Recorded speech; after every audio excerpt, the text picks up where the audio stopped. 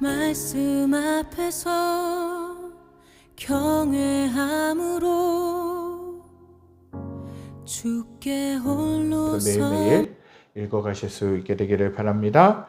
하나님 말씀 보시도록 하겠습니다. 신약 에베소서 2장 11절부터 22절 말씀입니다. 에베소서 2장 11절부터 22절 말씀입니다. 에베소서 2장 11절부터 22절 말씀 보시겠습니다. 제가 가진 성경은 신약 311쪽, 312쪽에 걸쳐서 있습니다. 에베소서 2장 11절부터 22절까지 말씀 함께 보시겠습니다. 다 찾으셨으면 제가 11절부터 21절까지 봉독해드리고요. 마지막 22절 말씀만 함께 읽도록 하겠습니다. 그러므로 생각하라. 너희는 그때 육체로는 이방인이요 손으로는 육체에 행한 할례를 받은 무리라 칭하는 자들로부터 할례를 받지 않은 무리라 칭함을 받는 자들이라. 그때 너희는 그리스도 밖에 있었고 이스라엘 나라 밖의 사람이라. 약속의 언약들에 대하여서는 외인이요 세상에서 소망이 없고 하나님도 없는 자이더니 이제는 전에 멀리 있던 너희가 그리스도 예수 안에서 그리스도의 피로 가까워졌느니라. 그는 우리의 화평이신지라.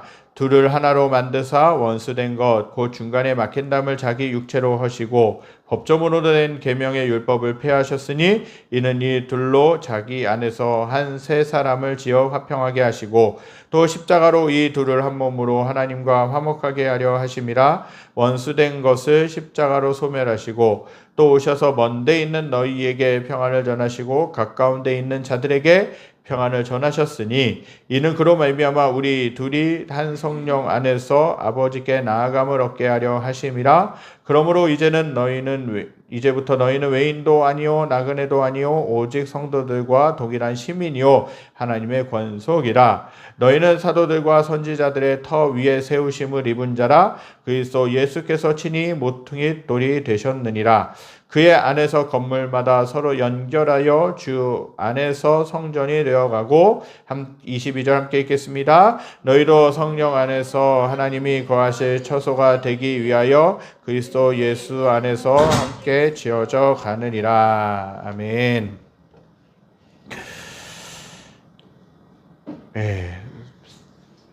우리가 사순절 기간들을 이제 보내고 있습니다. 오늘이 사순절 두 번째 시간이고요. 사순절을 우리가 보내면서 정말 무엇 때문에 예수님께서 이 땅에서 고초를 당하셔야 했는지 고난을 당하셔야 했는지 깊이 생각하실 수 있게 되기를 간절히 소망합니다.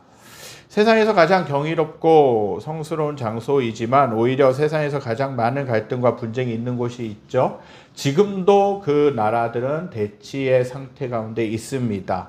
그곳은 유대교, 천주교, 기독교, 이슬람교가 함께 모여 있는 그 각 종교들이 그곳을 성지라고 일컫고 있는 것을 보게 됩니다. 그것이 바로 어디냐? 예루살렘이라고 하는 곳입니다. 예루살렘은 기독교를 포함한 여러 종교들에게 성지라고 할 수 있는 것이죠. 종교적인 갈등으로 인한 분쟁이 있기 전까지는 자비와 평화와 사랑의 흔적이 남아있던 위대한 성지가 예루살렘이라는 곳이었습니다. 하지만 지금 예루살렘은 자비와 평화와 사랑을 찾을 수 없는 갈등과 반목이 끊이지 않는 피해 땅이 되었습니다. 여전히 팔레스타인과 대치 상태에 있고 이스라엘은 계속해서 전쟁 중에 일촉즉발의 그런 위기 가운데 있는 것이 사실이라는 것입니다.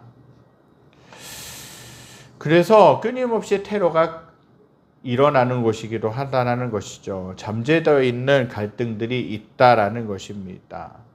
평화와 사랑을 찾아볼 수는 없는 땅이 되어버렸다라는 것이죠. 원래 예루살렘은 너무나도 성스럽고 영적으로 거룩한 장소인 것입니다. 상징적인 장소인 것이죠. 그런데 지금은 그런 현상을 찾아볼 수 없는 곳이 되어버렸다라는 것이죠. 오늘 읽은 에베소서 말씀이 있는데 에베소서라는 성경은 가장 우수한 서신으로 알려져 있습니다. 그래서 모든 서신서 중에 여왕이라고도 할 수 있는 것이죠. 또 시인이며 철학자인 콜리지 사무엘 테일러는 이렇게 이야기했습니다. 인간이 쓴 가장 신성한 작품이 에베소서라고도 일컬었다라는 것이죠. 또 골로새서와 쌍둥이 서신이라고도 불리기도 합니다. 무려 55개 이상의 구절들이 닮아서 두 책을 쌍둥이 서신이라고도 그렇게 이야기를 하죠.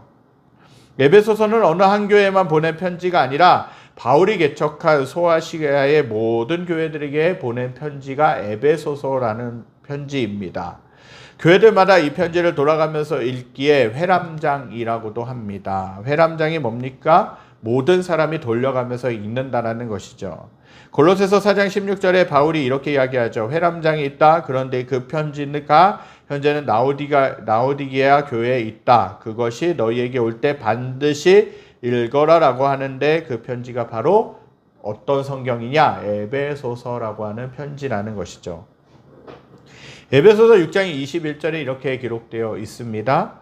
나의 사정 곧 내가 무엇을 하는지 너희에게도 알리려 하노니 사랑을 받은 형제요 주 안에서 진실한 일꾼인 두기고가 모든 일을 너희에게 알리리라. 또한 골로새서 4장 7절에는 이 말씀이 있어요. 두기고가 내 사정을 다 너희에게 알려주리라 라고 그렇게 말씀하고 있습니다.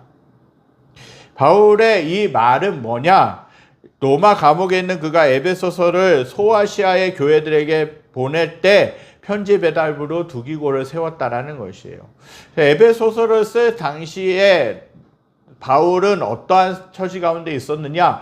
감옥에 갇혀 있었다라는 거예요. 복음 사역을 감당하다가 감옥에 갇혀서 옴짝달싹도 할 수 없는, 어쩌면 인간적인 생각으로 보면, 인간적인 눈으로 보면 어떤 자유도 없는 그런 상황 가운데 있었습니다. 그러나 바울은 그것에서 낙심한 것이 아니라 오히려 각 교회들에게 보낼 편지들을 쓰고 있었던 것을 보게 됩니다. 그 중에 하나인 편지가 에베소서라고 하는 것이에요. 그래서 에베소서를 가리켜서 또 다른 말로 옥중서신이라고 할 수 있는 거예요. 옥에서 감옥에 갇혀서 썼다라는 쓰는 편지라는 것이죠. 그러면서 이 편지를 써가면서 모든 교회들을 복음으로 세우고 또한 교회들을 위로했다라는 사실입니다. 에베소서의 내용은 뭐냐? 예수 그리스도 안에서 만물이 통일되며 또 예수 그리스도는 모든 충만함이라는 것이에요. 그리고 교회는 예수 그리스도의 몸이며 그분의 충만함을 공유하는 장소라는 거예요. 기관이라는 것이죠. 충만한 예수 그리스도와 예수 그리스도의 몸된 교회가 에베소서에 흐르는 전체 내용입니다. 에베소 교회는 바울의 관심을 많이 받은 교회였습니다. 바울이 3년 반 동안이나 하나님께서 원하시는 교회다운 교회가 될 수 있도록 그렇게 헌신하여서 세운 교회가 에베소 교회라는 곳이죠. 정말 하나님이 원하시는 교회였다라는 것입니다. 교회다운 교회가 될 수 있도록 하나님 안에서 바울은 헌신한 것이죠.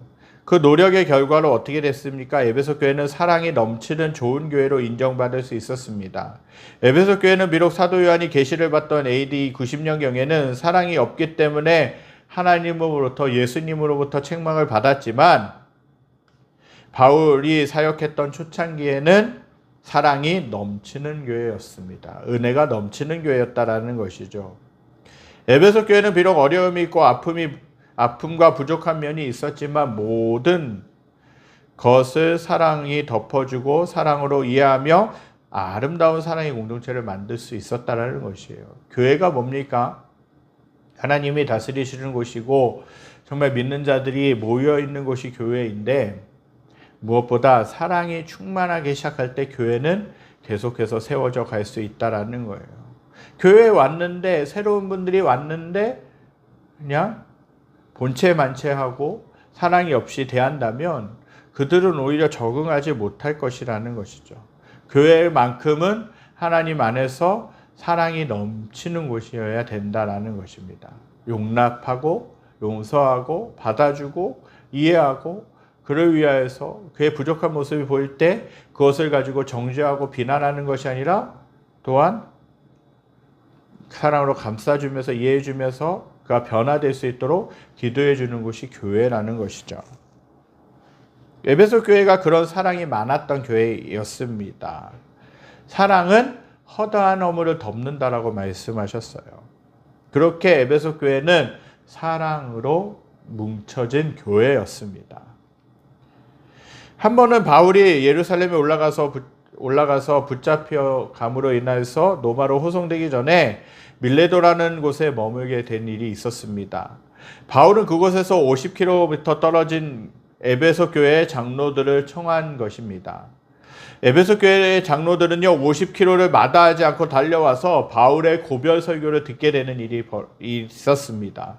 만약에 사도 바울을 그 장로들이 에베소 교회를 섬긴 장로들이 사랑하지 않았다면 그 50km의 그 길을 달려서 올 수 있었겠습니까?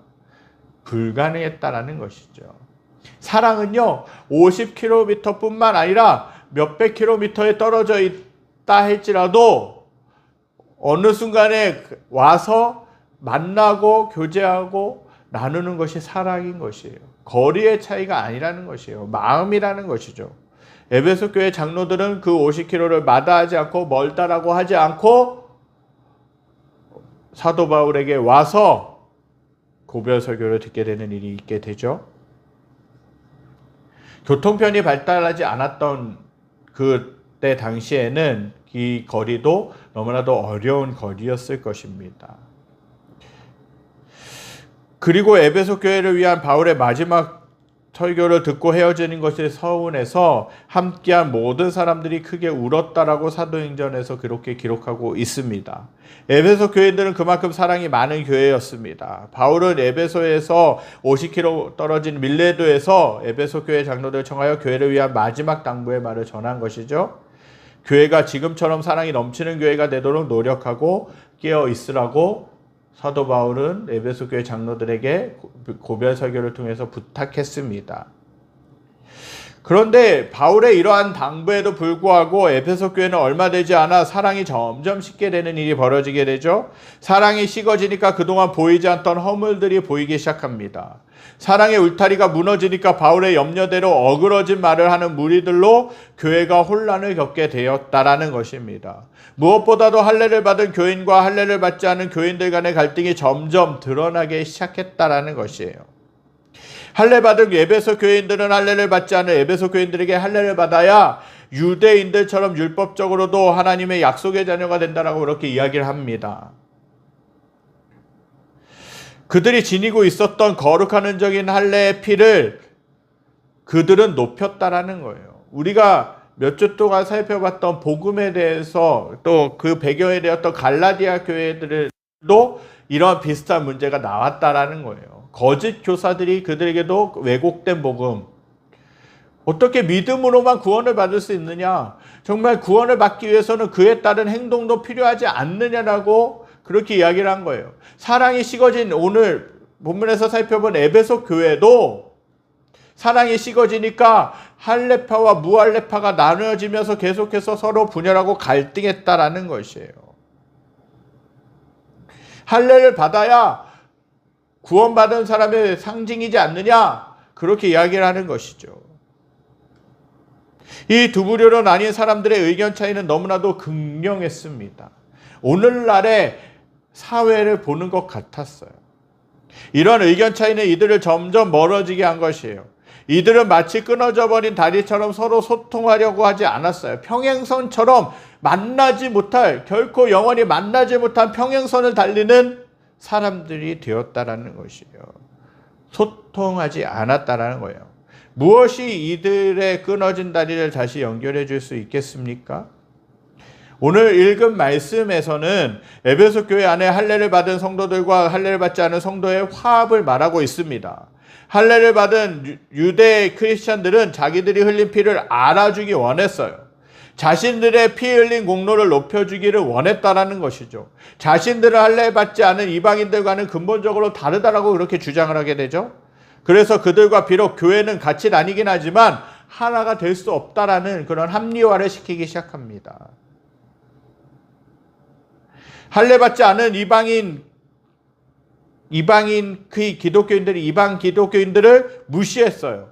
이들의 신앙을 인정해주지 않았다라는 것이죠. 에베소 교회의 기득권자로 군림하고자 그렇게 했다라는 것입니다. 이러한 모습은 분명히 하나님께서 원하시는 교회의 모습은 아니었다라는 사실이죠. 교회는 세상과 비교할 때 거룩하고 구별된 곳입니다. 그러나 교회도 문제들이 있고 어려움들이 있다라는 거예요. 부족함들이 있어요. 어려움도 있습니다. 갈등과 다툼으로 인한 상처도 많습니다. 당연하죠. 성도들은요, 예수님을 믿으러 온 사람들이지 예수님이 아니라는 것이에요. 여전히 공사 중이고 여전히 다듬어야 될 것들이 많은 것이 또한 성도들의 또 다른 모습이기도 하다라는 것이에요. 그렇기 때문에 서로의 뜻이 다를 수 있죠. 서로의 마음이 맞지 않을 때도 있습니다. 그래서 때로는 갈등의 관계가 만들어지기도 합니다. 이런 갈등의 여파는 당사자들뿐만 아니라 모든 성도들에게 좋지 않은 영향을 끼치게 되는 것이에요. 행여 교회 사역에 깊이 관여하지 않고 주일 예배만 잠깐 드리는 성도님들은 행여 잘 모를 수도 있습니다. 그러나 교회 사역에 깊이 관여하고 공동체가 되면 될수록 이러한 어려움들도 있다라는 것을 공감할 수 있습니다. 물론 교회를 하면서 하나님의 은혜를 많이 경험하는 분들이 대부분입니다. 그러나 다 그런 것만은 아니라는 것이죠. 때로는 마음이 잘 맞지 않아서 힘들 때도 있습니다. 무엇보다 가장 힘든 것은 열심히 내가 사역하고 교회를 위해서 섬겼지만, 열심히 헌신했지만 그 마음을 알아주지 않고 도리어 오해받았을 때 상처가 깊이 남는다라는 거예요.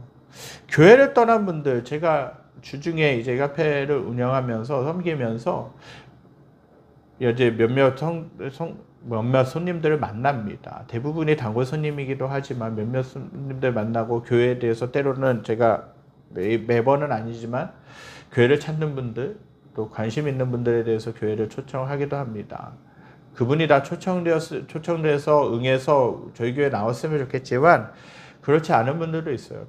근데 그분들의 과거들을 들어보면요, 하나같이 교회를 다녔던 분들이에요. 교회를 한 번 정도는 발을 들여놓은 분들이었다라는 것이죠. 그런데 교회를 떠난 분들, 그분들이 이제 하나같이 이야기하는 것이 있어요. 정말 교회가 사랑이 많은 곳이어야 되는데 사랑이 없는 곳이 되어버렸다. 교회 분들을 통해서 같이 신앙생활하고 있는 성도님들부터 상처받았다. 오히려 심지어는 목회자들부터 상처받았다라는 그런 이야기를 하게 되죠. 그래서 교회에 대해서, 또 기독교에 대해서 마음이 또 안 열린다라는 것이에요. 참 그게 안타까운 현실이죠.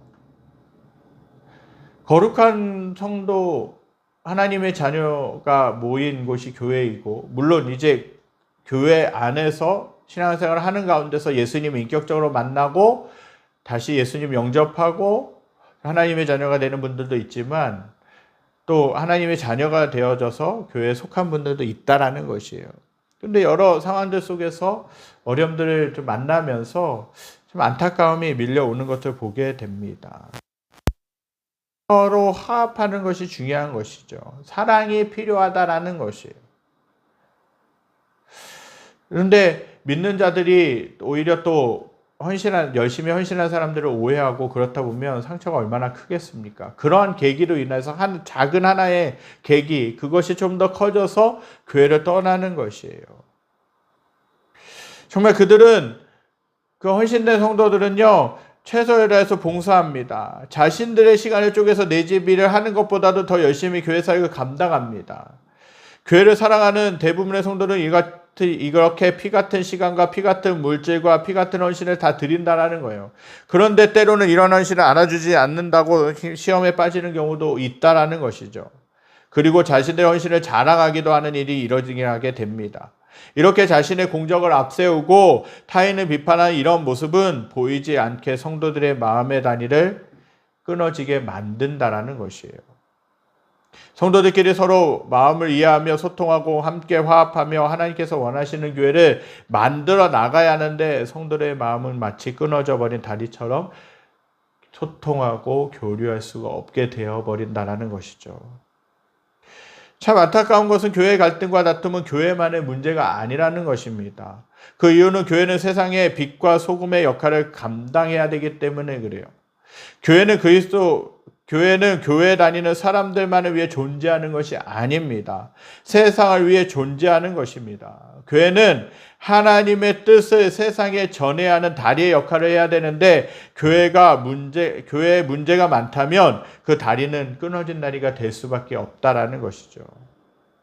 그 끊어진 다리로는 세상과 하나님의 뜻이 소통할 수 없게 된다라는 거예요. 교회가 세상 사람들에게 부정적인 이미지로 비춰지면 교회는 세상에 아무런 영향력을 끼칠 수 없습니다. 교회 밖에서 교회를 긍정적으로 보던 사람들이 교회의 부정적인 모습을 보면서 크게 실망합니다. 그리고는 이렇게 이야기하죠. 저 교회는 다르겠지 하면서 다른 교회에 기대를 해봅니다. 하지만 그 교회 역시 마찬가지로 실망스러운 모습이 보여진다면 교회 밖에 있는 사람들은요, 더 이상 교회를 신뢰하지 않게 된다라는 것이죠. 더 이상 교회에 아무런 기대를 하지 않을 것이에요. 우리 교회는 세상 사람들이 많이 찾는, 그리고 그들이 지친 마음을 쉴 수 있는 나무와 같은 그런 교회가 되어야 될 줄 믿습니다. 에베소 교회는 초기에는 많은 사람들에게 좋은 교회로 소문이 나 있었던 교회였습니다. 성도들 간에도 사랑이 많은 교회였죠. 사도 바울은 에베소 교회에 많은 애착을 가지고 목회하였습니다. 그래서 에베소 교회가 하나님께서 인정하시는 온전한 교회가 되기를 무척이나 갈망했다라는 것이죠. 그러나 오늘 본문 말씀에서 말씀하고 있는 것처럼 에베소 교회는 할례를 받은 유대파 크리스찬들이 그렇지 않은 교인들을 무시하고 받아들이지 않았다라는 것이에요. 자신들은 할례를 받은 정통 유대인들이기 때문에 뭔가 특별하다라는 차별의식, 선민의식과 우월의식이 있었습니다. 그러나 그 특별의식과 특권의식은 교회를 하나 되지 못하게 만든 갈등의 불씨가 된 것을 많은 사람들은 잘 알지 못했다라는 것입니다. 시간이 흐를수록 갈등의 골은 더욱 깊어지게 되었죠. 이렇게 되면 교회는 큰 위기를 당할 수밖에 없는 것입니다. 사도 바울은 이러한 이야기를 어디서 들었느냐? 에베소 교회 이런 상황들을 감옥에서 들었다라는 것입니다. 사도 바울의 마음은 찢어지는 것 같이 아팠을 것입니다. 어느 교회보다도 더 공들이며 애착을 가지고 목회하였던 곳이 에베소 교회였는데 사랑이 없고 서로 분열하고 갈등하고 할례를 받았느냐 할례를 받지 않았느냐 그런 문제들 때문에 여러 가지 문제들 때문에 다툼이 있다면 사도 바울이 얼마나 마음이 아팠겠습니까? 당장이라도 감옥에서 탈출해서 에베소 교회로 달려가고 싶은 심정이었을 것이에요. 무엇보다도 에베소 교회는 최초의 교회였습니다. 에베소 지역에 처음 생긴 교회였다는 것이죠. 그 지역에 있는 많은 사람들에게 그리스도의 복음을 전달하는 가교의 역할을 해야만 했던 곳이 에베소 교회라는 곳이었습니다. 더 나아가서는 이방 선교의 그 사명을 잘 감당해야 했던 곳이 에베소 교회였다는 것이에요. 그런데 에베소 교회는 내부 갈등과 반목으로 빛을 점점 잃고 어두워져 가고 있었습니다. 세상을 향한 영향력을 점점 잃어가고 있었다는 것이죠. 에베소 교인들도 많이 힘들어하고 있었다는 사실입니다. 이런 에베소 교회를 보고 바울보다 더 가슴이 찢어지는 분이 계셨는데 바로 누구냐? 예수 그리스도이시라는 것이죠. 하나님께서는 교회의 아픔을 그냥 바라보고만 계시지 않았습니다. 그래서 하나님께서는 목중에 있는 바울에게 성령의 감동으로 에베소 교회에 보내는 편지를 쓰게 하셨다는 것입니다. 하나님께서는 비록 감옥에 수감되어 있던 바울이었지만 그를 통해 에베소 교회를 향한 화해와 회복의 메시지를 선포하셨다는 사실입니다.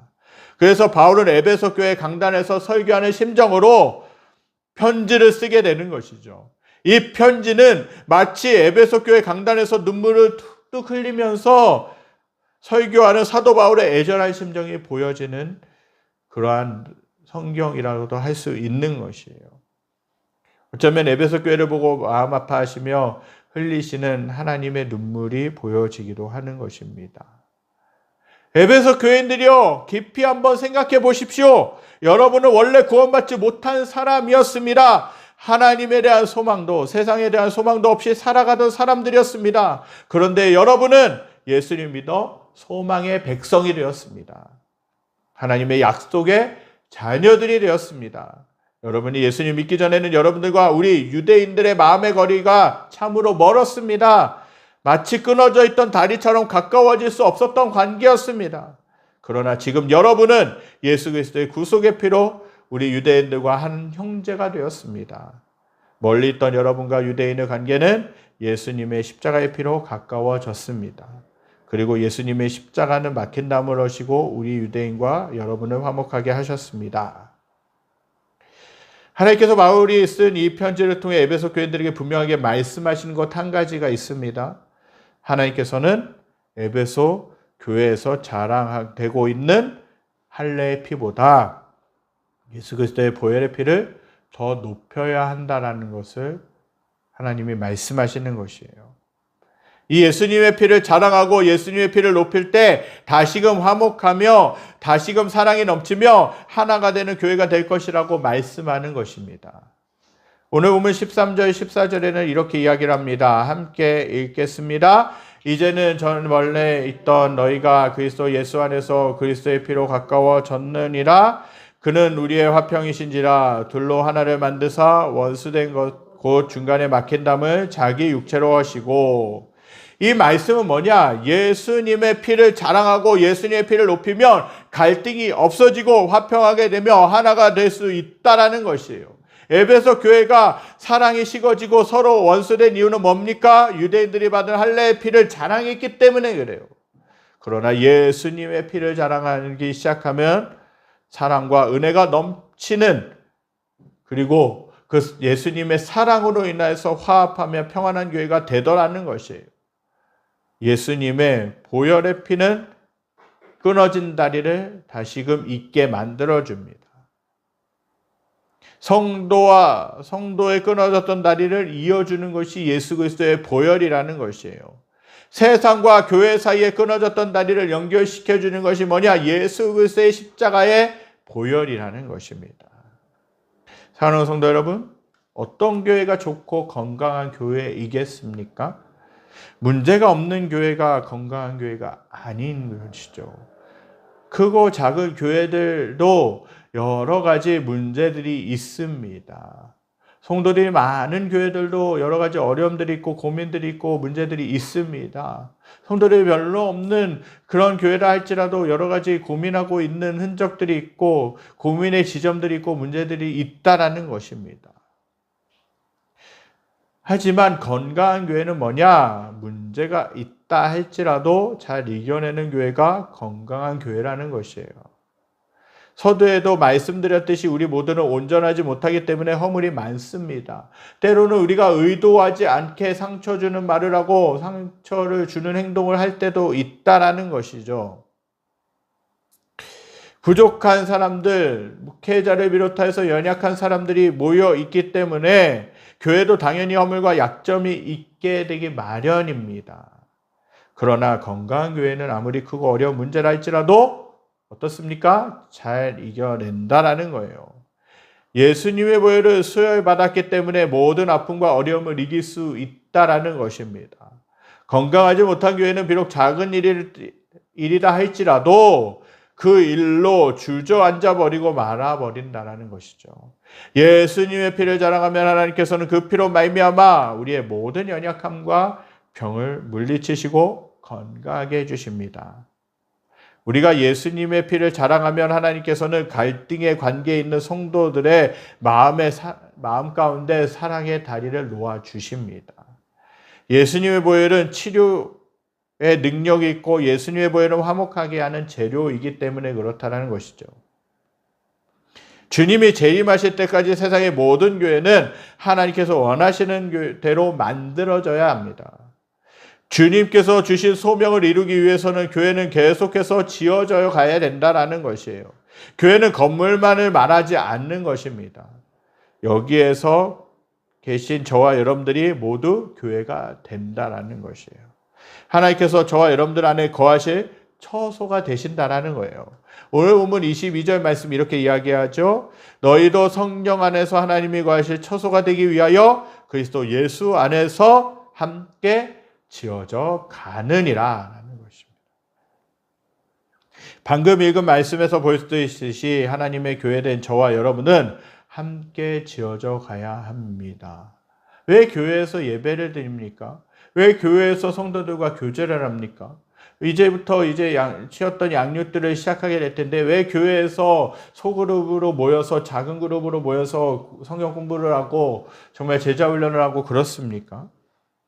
함께 공동체로 지어져 가야 되기 때문에 그렇습니다. 그 공동체로 묶여져 있는 곳에서는 연약한 사람도 있고 부족한 사람도 있고 정말 실수도 있고 허물이 많은 사람들도 있습니다. 그러나 건강한 교회, 건강한 소그룹은 어떻습니까?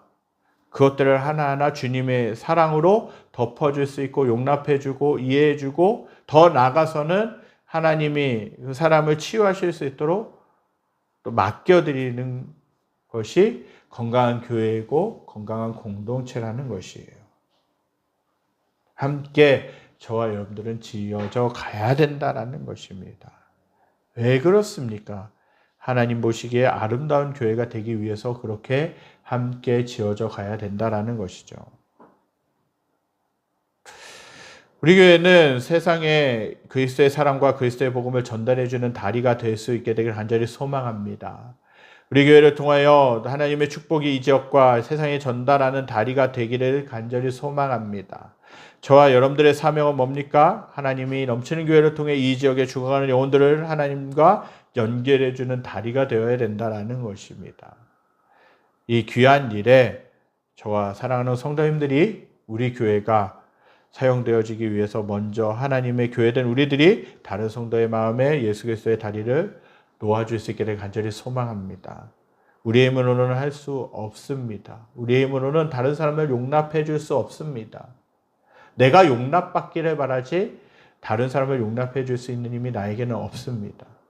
그러나 성령께서 저와 여러분들과 함께 하시면 그게 가능하게 되는 줄 믿습니다. 저와 여러분들이 이러한 모습으로 그래서 막혔던 그 담을 허물어뜨리고 서로 하나 될 수 있는 그러한 교회가 될 수 있기를 간절히 소망합니다. 예수님께서 왜 이 땅에 오셨습니까? 예수님께서 우리가 계속해서 이제 양육의 시간들을 통해서 우리가 살펴보겠지만 왜 예수님이 이 땅 가운데 오셔야 했는가?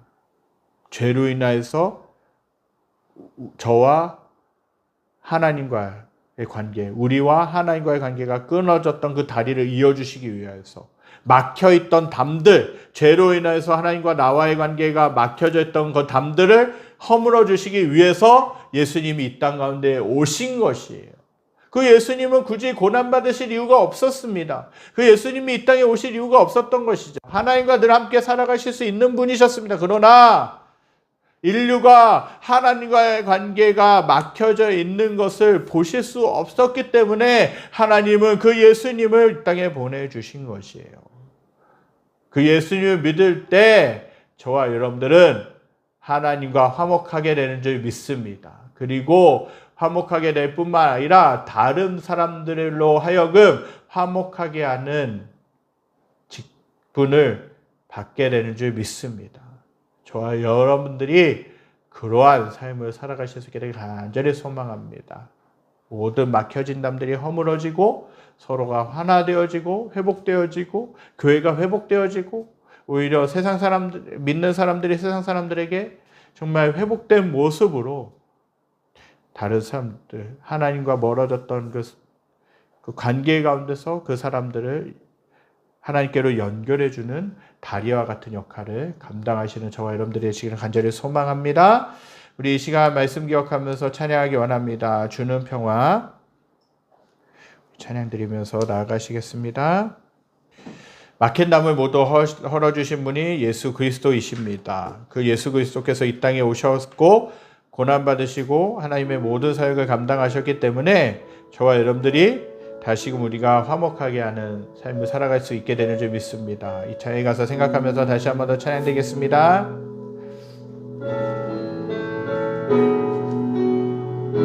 주는 평화, 주는 평화,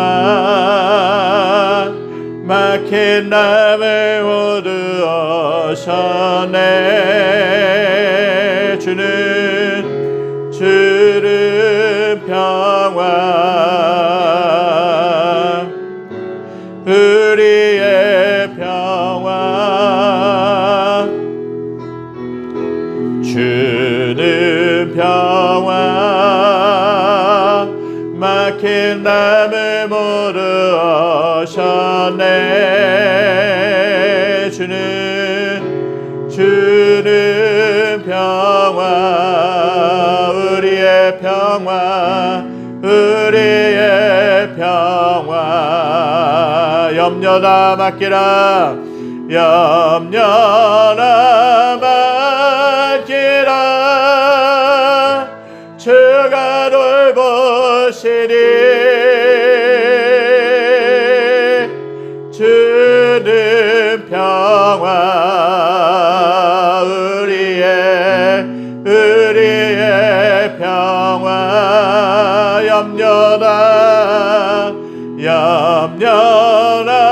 맡기라,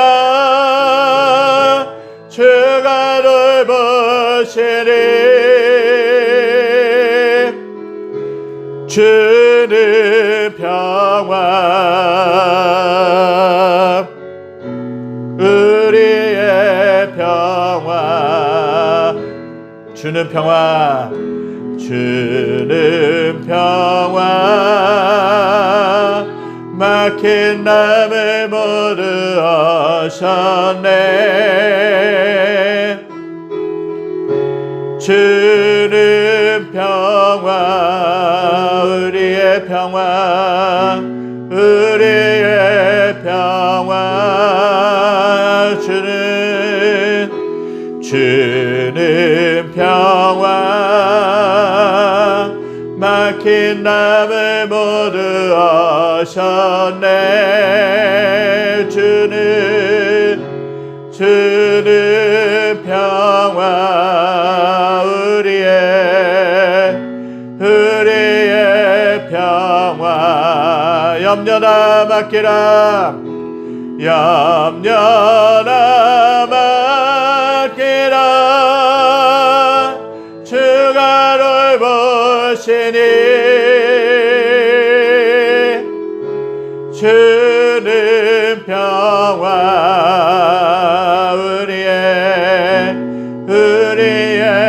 평화, 염려나 맡기라, 염려나 맡기라,